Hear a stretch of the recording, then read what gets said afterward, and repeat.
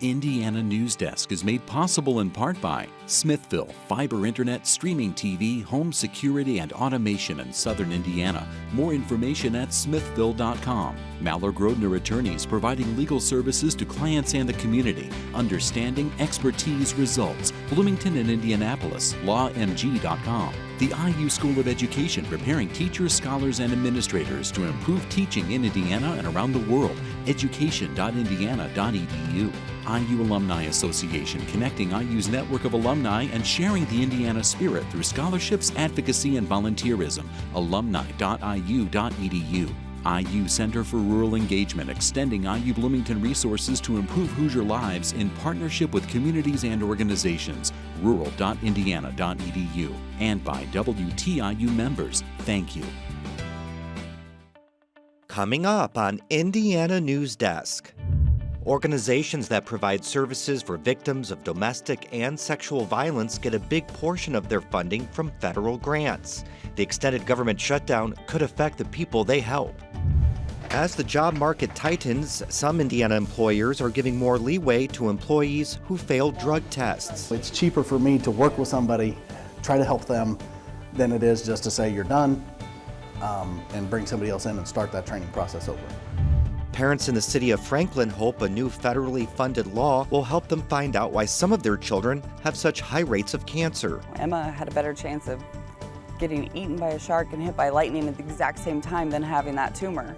Coming up, why Trevor's Law could be a tool to better identify and investigate so-called cancer clusters. Those stories and the latest news headlines from across the state right now on Indiana Newsdesk.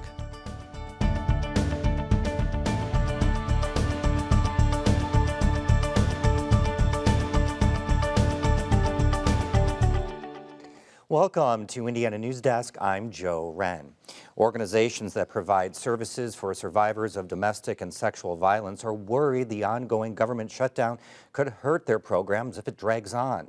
As Barbara Brosier reports, many of the nonprofits get a significant portion of funding from federal grants.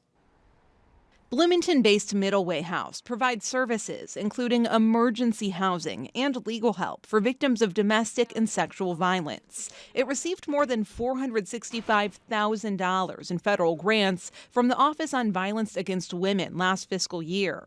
Executive Director Deborah Morrow says some of that money helps with their transitional housing program, which serves about 30 adults and 65 children annually.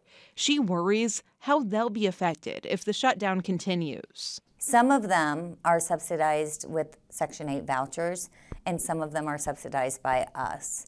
And so between if we wouldn't be receiving our funding for our transitional housing grant, and we also lost HUD funding, which HUD funding is scheduled to end February 28th, that would really have a huge impact on that program.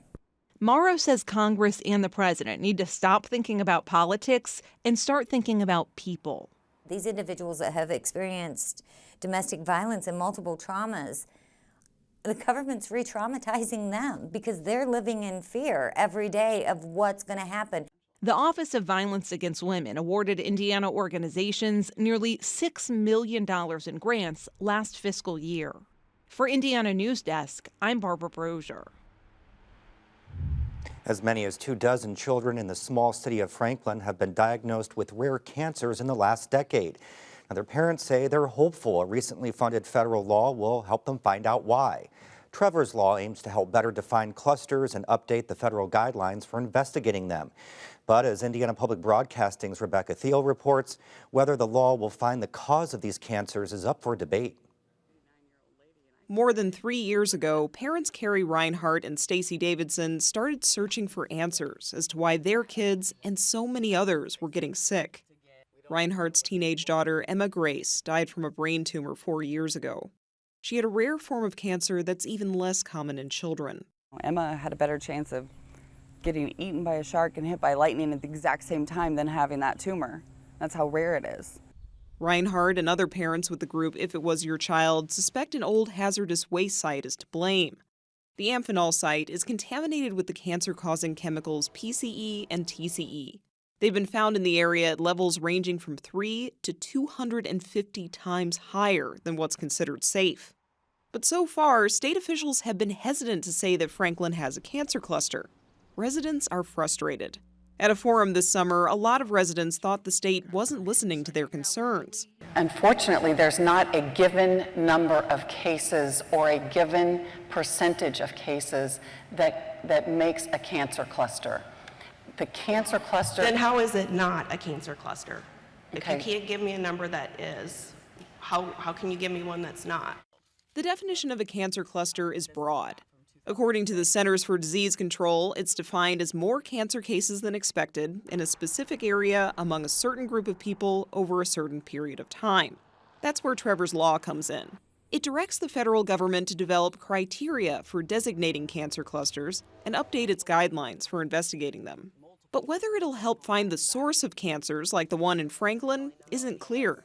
We, in public health, very rarely find environmental or causal relationships. Engel says all cancer clusters are real, but some of them come up through random chance. And finding out whether a cluster is random or meaningful can be hard. Even two people living in the same house could have very different exposures to toxins during the course of their day. And even if you're exposed to the same toxin, not all bodies react in the same way. We know that not all smokers get cancer, and not all people with lung cancer, as an example, were smokers. Engel says state and federal health officials have had the most luck at finding the cause of workplace cancers. In the 1920s, for example, watch dial makers made watches glow in the dark using radium. And these watch dial painters would often dip the brush in their mouth and then paint the radium onto the watch dial. And they developed these really bizarre tumors of their jaw. Engel says, but even if updating the federal guidelines doesn't help find the cause of cancer clusters, it could improve the way health departments track cancers. He says it could also help agencies better communicate with concerned residents. You're entering a community that's already upset, often angry, and the worst thing to do is to come in and think that you know more than they do and appear to be dismissive. Carrie Reinhardt says state and federal agencies have dismissed the parents' concerns almost every step of the way. She wonders why. What do I win from this? What do I gain? I will never win this battle. Even if they clean up every drop of TCE and another child is never exposed, for me and my life and my child, that will never be a win. For Indiana Newsdesk, I'm Rebecca Thiel. Our energy environment reporter, Rebecca Thiel, now joins us to tell us more about Trevor's law. You know, it just seems like we really don't know what's going to happen next, do we? That's right, Joe. Yeah. The federal government could choose to change how these cancer clusters are designated and how to update them in any number of ways.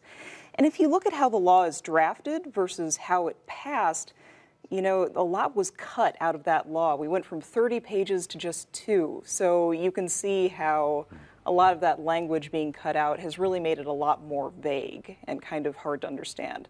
And also, there were a lot more things in that drafted law that held the government more accountable, had more deadlines. Now we don't really see any of that. So former U.S. Senator for Indiana, Joe Donnelly, was really pushed for this. It's been 2 years. Why has nothing happened? You know, it's hard to say. At first, the Department of Health and Human Services said, you know, we're going through a change in leadership. We really don't feel like we have anyone with the authority to kind of get this going. But now we're not sure, and so we don't really know what that'll mean for kids in Franklin. And all those very concerned parents there, too. Absolutely. Rebecca, thank you very much. Thank you, Joe. Now for headlines, we go over to Lindsay Wright, who has the latest on this week's top stories. Thanks, Joe. Indiana legislators are now covered by new policies prohibiting sexual harassment. The rules expressly forbid unwanted sexual advances by lawmakers and bar any sexual conduct with interns, even if it's consensual. The new rules were ordered in a bill adopted last year amid the Me Too movement. The Indiana Public Defender Commission wants about $15 million more per year to improve the state system. Counties who comply with standards the commission sets for things like caseloads can get a 40% reimbursement for felony case costs. The commission wants more funding to maintain that commitment and start reimbursing for other types of cases. Ultimately, we are providing 40% reimbursement for non-capital cases, but we reimburse zero by law right now for misdemeanors. And so we are also asking that we can reimburse misdemeanors for the first time. The commission also wants to establish a centralized appellate office, which would provide services needed when cases are appealed. The budget increase request comes after several reports over the past few years have said Indiana's public defense system is overburdened and underfunded. South Bend's Democratic Mayor Pete Buttigieg is exploring a 2020 presidential bid. Buttigieg raised his national profile with an unsuccessful bid in 2017 for Democratic National Committee chair. At 37, Buttigieg is just over the minimum age required to be the president of the United States. He's expected to travel to Iowa next week to meet with voters in the nation's first caucus state, followed by stops in New Hampshire. Buttigieg is a Rhodes Scholar and was first elected mayor of his hometown at the age of 29, making him the youngest mayor of a city with at least 100,000 residents. Buttigieg is releasing a book in February about his life and his tenure leading South Bend. Monroe County Commissioner Amanda Barge is challenging Bloomington Mayor John Hamilton in this spring's Democratic primary. Barge says she initially supported Hamilton in his 2015 race, but a lack of transparency and representation inspired her to throw her hat into the ring. I want to be a more inclusive leader. I want to change the culture of city government, and I want to improve the quality of life for people. So that's kind of the three main prongs of my platform. Barge's agenda includes prioritizing affordable housing and developing a transparency improvement plan. If elected, Barge would be the city's first female mayor since 1994. Former Vigo County School Corporation Superintendent Daniel Tannous wants the bribery charges against him dismissed. He's accused of accepting bribes in exchange for contracts with the school district. His attorneys say the Marion County Court has no jurisdiction over the case because none of the events cited in the charges occurred there. But the prosecution says the man Tannous allegedly accepted bribes from worked in Indianapolis. No further hearings have been scheduled at this time. Some Indiana University students want women who participate in the iconic tradition of the Little 500 to race the same distance as men. While male teams who compete ride 200 laps around the track, the women's race is half the distance. Celine Oberholzer started a petition to change that. It started really with just questioning why is the women's race only 100 laps and why is the men's 200 laps and why those rules are in place. The students will present their proposal to the Riders' Council in April. Then it will go to the Rules Board for approval. So, Joe, we could see a big change in that race. And I'm just saying, looking at that video, we can't wait for April to get here soon enough, can exactly. we? Lindsay, thank you very You're welcome. much. Coming up next on Indiana Newsdesk. A Netflix series on decluttering your life is inspiring people across the country to donate unwanted items. The effect on organizations like Goodwill coming up. And some people are worried a proposal that changes how stormwater runoff is regulated could harm our drinking water. These stories and more right here on Indiana Newsdesk. The WTIU WFIU news team connects Indiana to the world. We bring you the top news of the day on radio, TV, and online.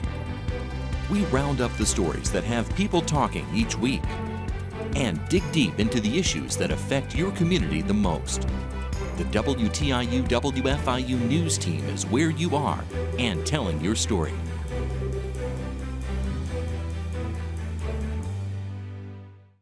In a time of change, where can you find in-depth reporting and thoughtful analysis?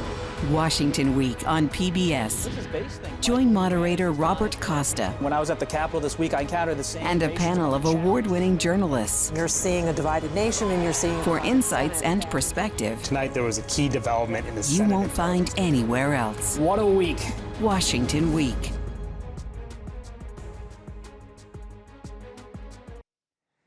Welcome back to Indiana Newsdesk.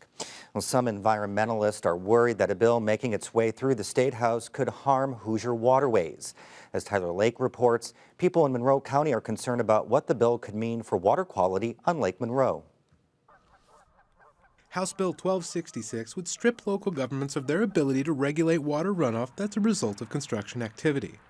Under the proposal, cities and counties wouldn't be able to implement stricter regulations than those laid out by the State Environmental Rules Board. The rule would also require counties or cities to make a preliminary decision about the runoff plan within 48 hours of its being submitted.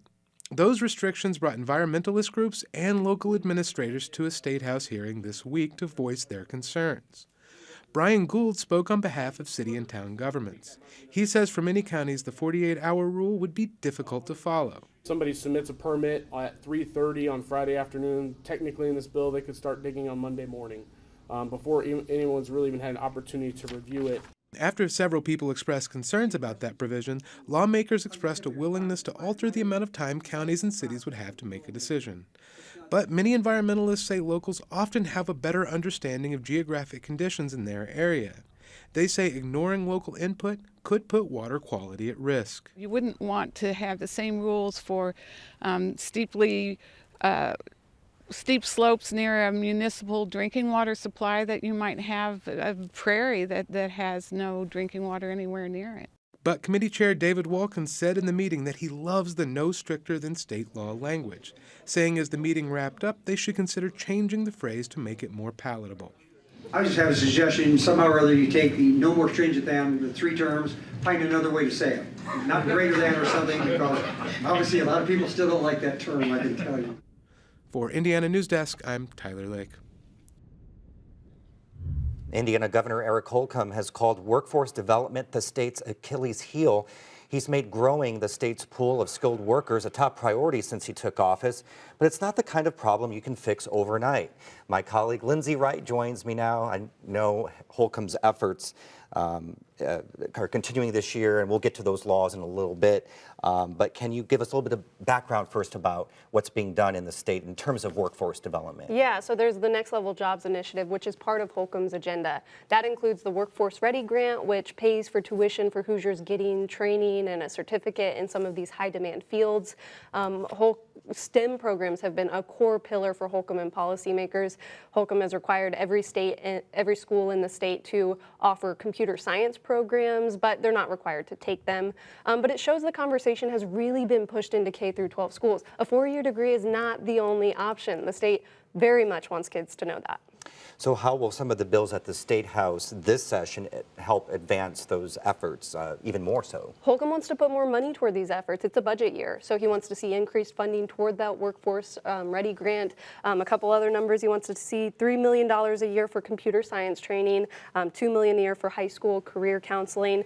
There's also a Senate bill that would give tax credits to people who donate to organizations that enhance career and technical opportunities for students. That was authored by Senate Education Committee Chair Jeff Ratz, who has flat out said workforce development is center stage, one of his top priorities. So the conversation around this really continues to expand. Holcomb has brought up other topics that he then connects back to workforce development, like childcare, teacher pay. So many things connect, and that's kind of brings me to the story I worked on this week, another connection.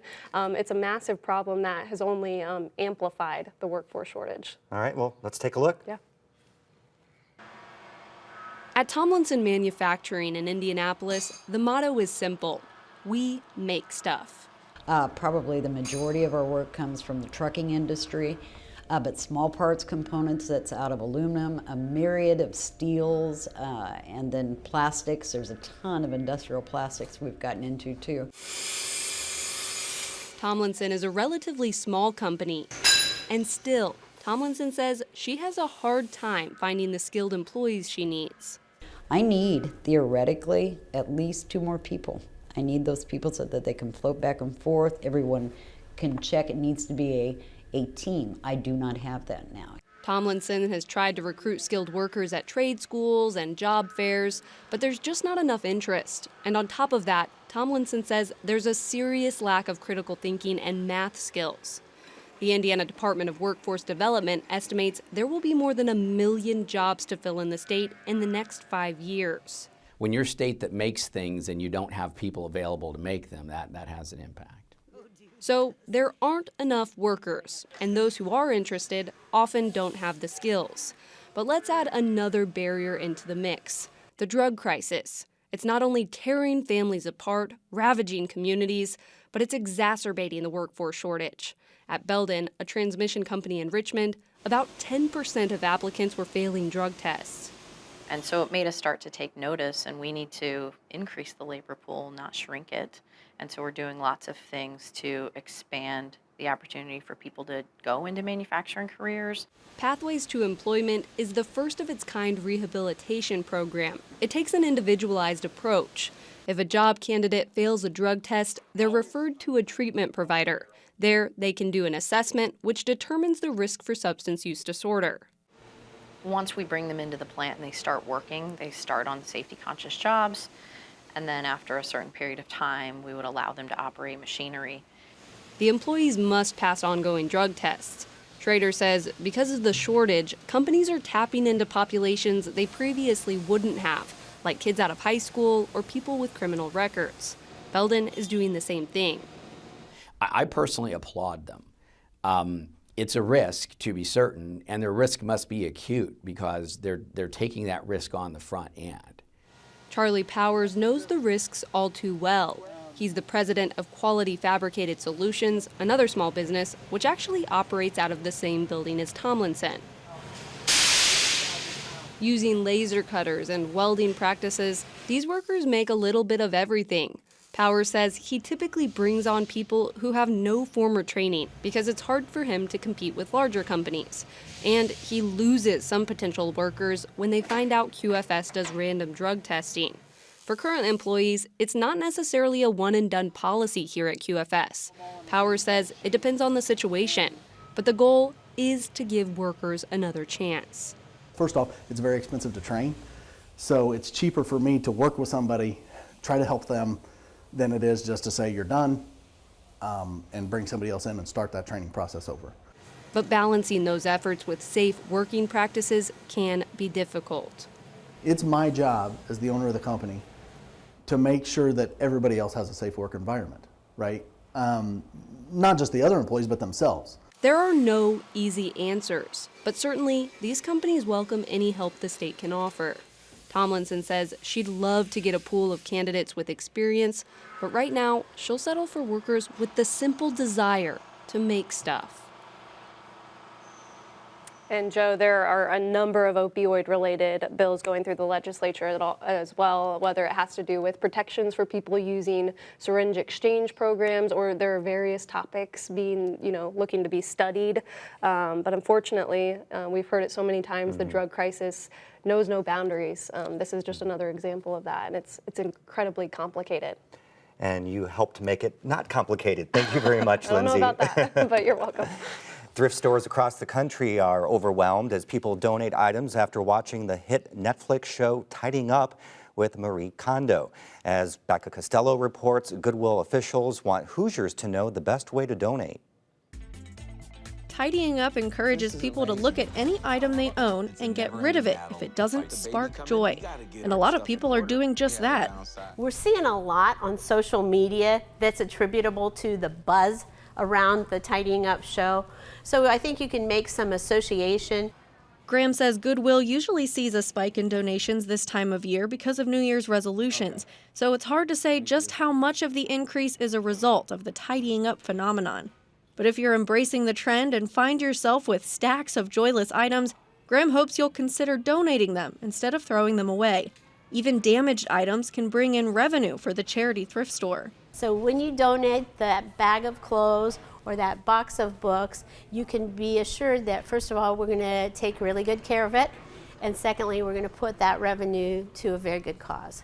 And if you're looking for more stuff instead, now's the perfect time to hunt through thrift stores. With more donations, there's a lot to choose from. You can keep pushing things outside your door, but when you're looking to put that special item that does give you joy inside your door, check out the Goodwill store and see if you can't find something that might be a good replacement to put into your home. For Indiana Newsdesk, I'm Becca Costello. And the Bloomington Academy for Film and Theater will host its grand opening this weekend. John Armstrong and his business partner have come a long way since the release of their first movie, The Good Catholic, in 2017. He says they wanted to create a working studio to bring community members together.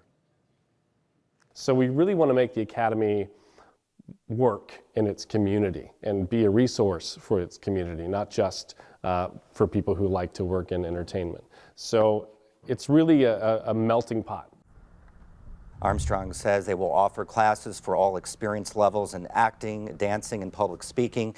Classes will start February 4th. And, you know, Lindsay, it's really something to see all these professionals in a city come together and be able to create something. I think Cardinal Stage and the IU Media School also coming together for this. Yeah, a lot of people. It's really neat to see. Yeah. And that's the end of this program, but our work continues online as we cover the news throughout the week at WTIUnews.org. Have a great weekend.